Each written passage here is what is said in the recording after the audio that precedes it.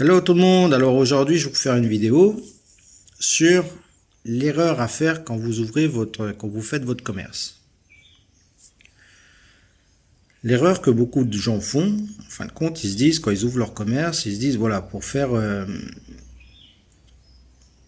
avoir de la clientèle, je vais commencer avec des prix qui sont bas. C'est-à-dire avec une rentabilité qui va être moins importante. Par rapport, les 2 premières années, je vais avoir des remises fiscales, des choses comme ça, donc je vais pouvoir me permettre de le faire. Le problème de ce système-là, c'est que vous allez attirer une clientèle qui va avoir une certaine idée de ce que vous faites et du prix que vous faites. Le jour où vous allez monter vos prix, parce que les prix que vous faites ne sont pas assez rentables pour vous, vous allez perdre cette clientèle. Donc ça veut dire que vous allez être sur une optique de montée. Et dès que vous allez modifier vos prix, vous allez les augmenter, parce que vous aurez besoin d'augmenter vu que vos charges, tout ça vont changer. Boum, vous allez perdre la clientèle et votre commerce va descendre. C'est pour ça qu'on dit en fin de compte que les entreprises c'est 2 ans. C'est 2 ans pourquoi? Parce que les gens en fin de compte quand ils ouvrent avec des tarifs trop bas. Donc ils ont de la clientèle vu qu'ils sont en tarif bas. Donc ils vont monter. Les tarifs que vous faites vont servir à négocier la concurrence, je veux dire. Mais ces entreprises-là, en fin de compte, elles ne sont pas viables. Ce qui fait que quand vous arrivez à la 3e année, vous êtes obligé d'augmenter vos prix, tout ça là. Là, vous perdez votre clientèle. Et là, vous retombez. Et à partir du moment où vous plongez, si vous n'avez pas mis de côté, vous n'avez pas suffisamment pour tenir le petit coup là, pour le temps de vous redresser et de remonter la pente, vous n'avez plus qu'à fermer. Surtout si vous avez fait des crédits au niveau de la banque, des machins comme ça pour ouvrir votre entreprise, vous serez fini. Moi, je vais vous parler en fin de compte quand j'ai ouvert mon entreprise de construction. Donc, j'ouvre mon entreprise de construction. Malgré que j'étais dans le bâtiment, quand j'ai ouvert mon entreprise, moi, j'ai fait du logement social, donc des immeubles. Et quand on veut répondre à ce type de marché, il vous faut un certain chiffre d'affaires à justifier pour pouvoir répondre à des marchés à 1 million, 1,5 million, et des choses comme ça. Donc on ouvre une entreprise, on n'a pas obligatoirement cette somme-là et on ne peut pas justifier non plus d'avoir le matériel comme les grues, les panneaux, tout ça là pour répondre à ce type de marché. Donc on est obligé de commencer, on va dire, petit, donc la maison individuelle. Moi, je me suis lancé dans les maisons, les villas en béton armé. Et quand j'ai ouvert mon entreprise, donc j'ai essayé d'avoir certaines aides de l'État que j'ai pas eu. Et j'ai pas voulu faire de prêt au niveau de la banque. Donc j'ai commencé avec vraiment, je vous dis franchement, zéro. J'avais juste 1 000 euros que j'avais taxé à quelqu'un encore pour mettre vous savez, dans l'ouverture du compte, là, je sais plus le nom, là. Enfin, bref. Pour ouvrir le compte, parce que moi, j'avais tout mis dans la garantie décennale, tout ça là. Attention, ça coûte du pognon, ouvrir une entreprise de bâtiment. Hein.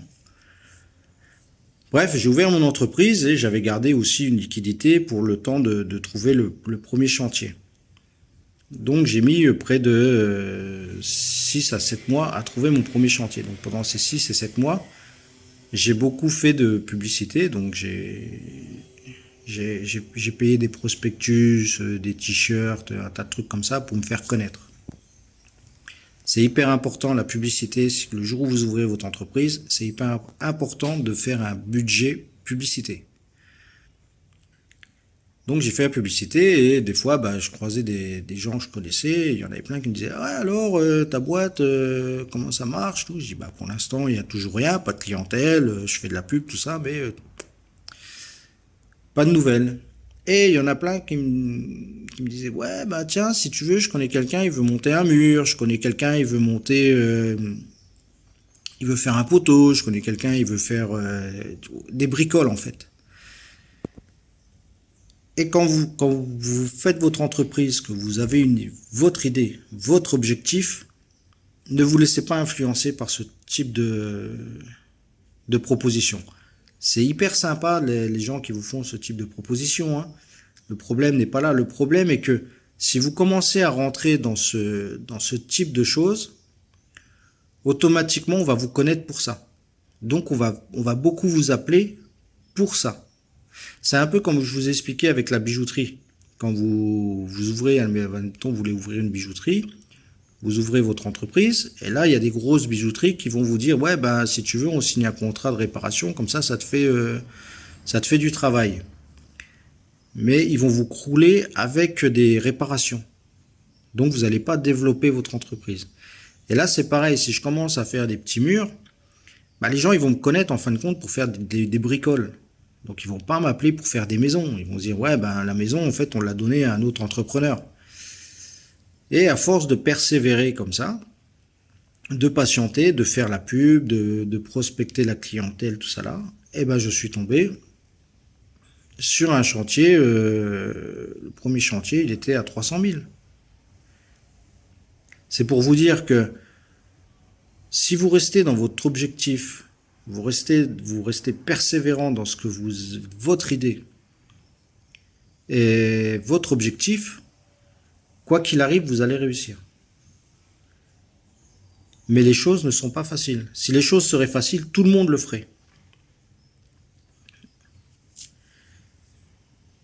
Donc voilà, c'était une petite histoire pour vous dire que si, admettons, vous voulez vous lancer là-dedans, les choses vont pas être faciles. Je vous dis tout de suite. Parce que déjà, il faut que vous ayez une grande connaissance des minéraux, une grande connaissance de ce domaine-là. Il faut que vous ayez aussi de la connaissance en bijouterie. Parce qu'il y a un truc aussi qu'il faut savoir, c'est quand vous êtes revendeur, si vous voulez monter votre entreprise, vous voulez être revendeur, vous avez un devoir de conseil. C'est-à-dire une personne qui va venir pour chercher une pierre, qui va vouloir vous acheter une pierre. Déjà, il faut savoir pourquoi elle veut acheter la pierre. Est-ce qu'elle veut en faire un bijou? Est-ce qu'elle veut en faire un investissement? Est-ce qu'elle veut en faire une collection? Vous voyez, vous devez pouvoir dire à la personne selon ce qu'elle veut, bah écoute, moi si tu veux j'ai ça, si tu veux de l'investissement je te conseillerais plus ça parce que là tu as plus de chances d'avoir un bon retour sur investissement d'ici 5, 10, 15, 20 ans, tu peux avoir ci, tu peux le transmettre en héritage, ça se verra pas, t'auras rien à payer dessus, patati patata, vous voyez.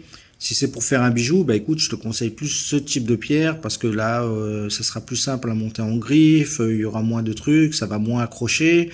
Si c'est une bague ou un pendentif, automatiquement, bah tu vas plus partir sur cette pierre-là si tu veux faire une bague, plus sur cette pierre-là si c'est un pendentif. Vous voyez, vous avez ce devoir de conseil. Que ce soit aussi bien dans les gemmes que dans les minéraux et autres, hein. Même dans les pierres roulées, je veux dire, hein. Mais bon, les arguments de la lithothérapie, moi, je les ai pas. Parce que comme je vous dis, je m'intéresse pas au sujet. Mais ouais, il y a des arguments aussi sur les pierres roulées, hein. Je vais dire plus sur les pierres sculptées que les pierres roulées. Voilà. Et donc, bien connaître votre produit pour avoir des bons conseils. C'est pas le tout que quelqu'un vous dise tiens je veux acheter une pierre et vous dites bah tiens moi j'ai une pierre je te vends celle-là et puis basta quoi. Et la personne ne sait pas ce qu'elle veut faire de la pierre. Quand j'ai travaillé en bijouterie, moi j'ai remarqué qu'il y avait beaucoup de jeunes qui arrivaient, qui avaient certains diplômes, trucs comme ça, mais ils avaient aucune connaissance dans les produits qu'ils vendaient. Eux on leur disait le matin aujourd'hui vous devez faire 5000 euros de vente, vous devez nous rapporter pour 2500 euros de rachat d'or, et ils fonçaient tête baissée là-dedans, ils avaient aucun conseil.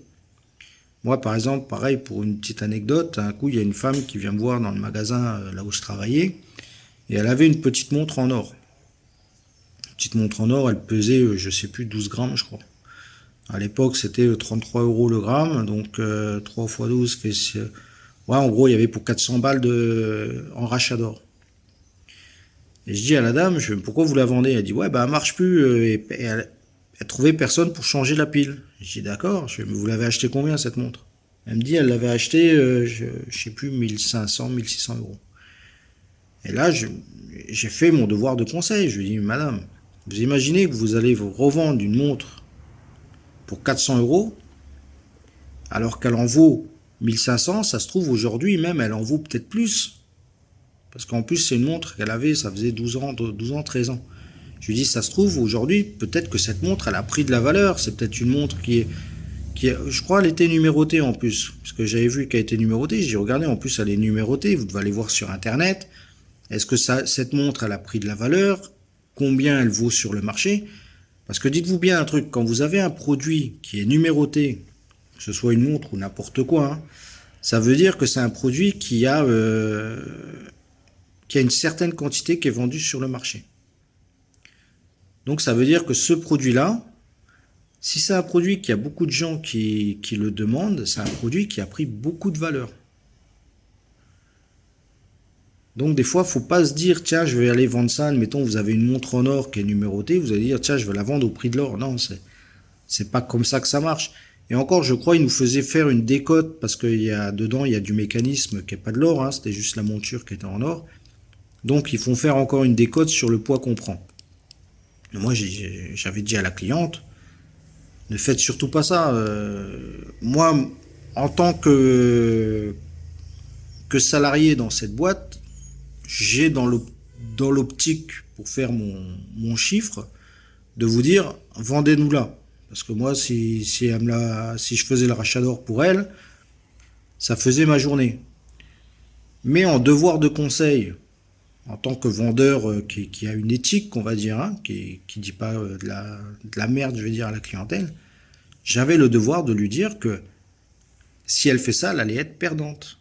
C'est pas un truc à faire. Que le meilleur conseil que je pouvais lui donner, c'était de repartir avec et de voir la vraie valeur de sa montre pour la revendre au moins dans, peut-être, je sais pas, comme je lui dis, ça se trouve, vous allez la revendre dans les 1000 euros. Au lieu de la vendre ici en rachat d'or pour 400.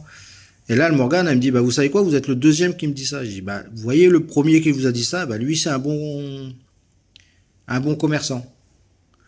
Et les personnes qui vont vous dire, non, madame, donnez-nous là, on vous la rachète pour 400 balles, eux, c'est des arnaqueurs. Et ben, dans les pierres, que ce soit dans les pierres ou dans les autres commerces, c'est exactement pareil. Vous allez avoir des gens, vous allez dire, tiens, je veux acheter des pierres, ils vont vous vendre tout et n'importe quoi. Et il y en a qui vont chercher à savoir pourquoi vous voulez acheter, et ils vont vous conseiller la bonne pierre, le bon truc. Et si vous voulez être un bon commerçant, c'est là-dedans qu'il faut être. Il faut être dans le bon conseil. Donc pour être dans le bon conseil, il faut bien connaître son produit, il faut bien étudier son produit et fournir des bons conseils à la clientèle. Donc voilà. Je pense que j'ai tout dit là-dessus. Donc c'était pour vous dire surtout surtout pour vous dire, j'en perds mon latin moi, que si vous ouvrez votre commerce, surtout ne faites pas des prix bas dès le début. Faites direct vos prix, calculez votre prix de revient, prenez une bonne marge bénéficiaire. Parce que si vous avez une marge bénéficiaire qui n'est pas assez suffisante pour vous faire vivre, les 2 premières années, je veux dire, vous allez plutôt bien tenir le coup. Mais la 3e, 4e année, quand vous allez avoir les charges, tout ça qui vont vous tomber dessus, ça va faire mal et c'est là que vous allez plonger dans l'endettement. Surtout si vous avez fait des prêts au niveau de la banque, si vous avez demandé des subventions, des aides d'État, parce qu'il y a certaines aides, certaines subventions qui sont soumises à remboursement si vous fermez avant les 5 ans, un truc comme ça. Donc bien vous renseigner aussi. Le mieux, c'est de faire votre truc selon vos fonds propres. Et si vous pouvez avoir des aides, des choses comme ça, bien lire entre les lignes et bien regarder les petits astérisques qui vous disent attention, offre soumis à telle condition, telle condition, telle condition. Voilà ce que j'avais à vous conseiller si vous voulez ouvrir votre entreprise. Mais sinon ça, moi entre l'indépendant et le salarial, je vous conseille l'indépendant. Si vous avez l'occasion de vous mettre indépendant, faites-le. Si vous êtes salarié et que vous voulez vous mettre indépendant, là je vous dis franchement, allez-y. parce que vous avez la sécurité de l'emploi avec votre travail. Donc vous pouvez vous mettre indépendant pendant vos heures libres, vous travaillez pour vous. Pendant les heures de travail, vous travaillez pour votre employeur. Et si vous voyez que votre commerce, ça marche bien, après vous pouvez arrêter votre travail. Parce que quand vous allez ouvrir votre commerce, il va y avoir une période où si vous faites mal votre publicité, déjà vous n'allez pas être connu. Donc vous allez mettre du temps à avoir une clientèle.